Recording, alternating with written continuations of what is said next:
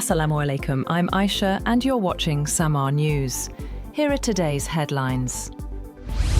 Donald Trump said Democratic representatives Ilhan, Omar and Rashida Tlaib should be sent back from where they came from after the two lawmakers protested during his State of the Union address. During Tuesday's speech, Omar and Tlaib shouted criticism as Trump defended his administration's immigration crackdown and enforcement actions. Both congresswomen, who were vocal critics of the president's policies, objected to his remarks on immigration.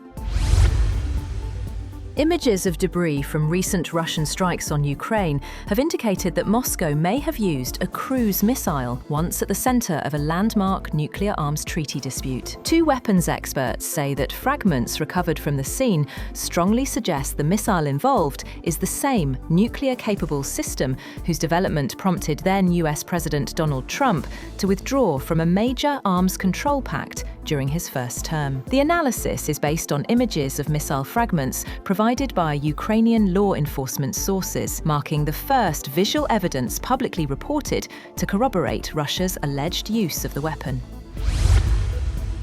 French President Emmanuel Macron is set to outline an updated nuclear doctrine as European allies voice concerns over the reliability of the US nuclear umbrella under President Donald Trump. Macron is expected to rule out shared European control of France's nuclear arsenal, while clarifying what security guarantees Paris can extend to its partners. Although France and Britain are nuclear powers, most European nations continue to rely primarily on the United States as the cornerstone of transatlantic deterrence.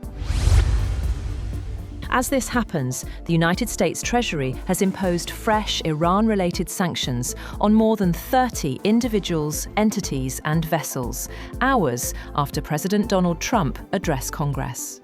The Treasury's Office of Foreign Assets Control said those targeted were involved in illicit Iranian oil sales and in supporting ballistic missile and advanced weapons production.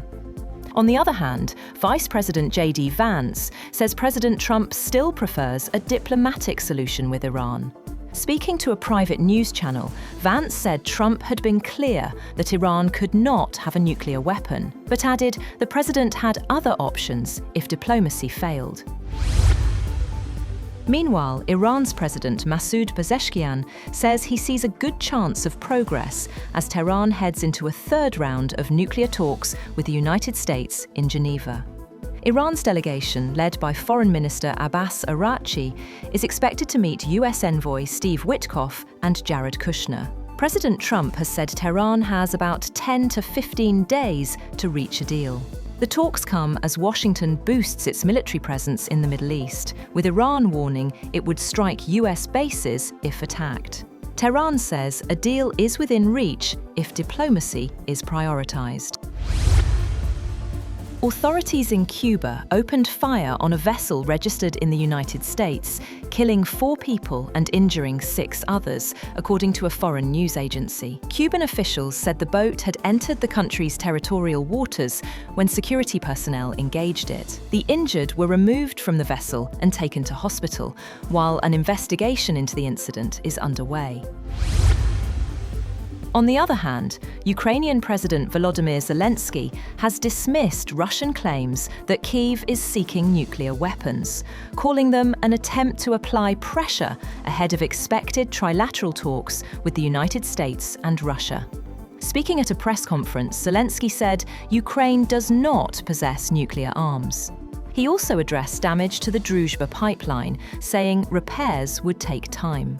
Earlier, Ukraine announced speeding up the installation of anti-drone nets over frontline roads, aiming to cover 4,000 kilometers by the end of the year.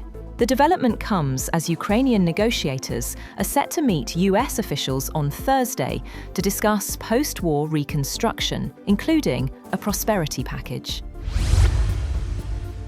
German Chancellor Friedrich Merz and Chinese Premier Li Qiang said in Beijing that China and Germany want to deepen cooperation, as Merz began a visit aimed at resetting ties amid a widening trade imbalance. Merz told Li that Germany attached great importance on maintaining and deepening its extensive economic exchanges with China, its largest trading partner last year, while emphasizing the need for fair cooperation and open communication. Li called on both sides to work together to safeguard multilateralism and free trade. India's Prime Minister Narendra Modi has reached Israel for a 2-day visit that both countries have cast as a chance to deepen relations as regional concerns mount over the risk of military conflict between the United States and Iran. An Israeli government official said the visit would pave the way for new partnerships and collaborations across many fields. A foreign ministry official said bilateral ties were on the cusp of a significant upgrade. Former US Treasury Secretary Lawrence Henry Summers has resigned from his position at Harvard University after reports revealed his association with convicted sex offender Jeffrey Epstein. According to reports, Summers served as US Treasury Secretary from 1999 to 2001 and was president of Harvard University from 2001 to 2006. He also held the position of director of the US National Economic Council from 2009 to 2010.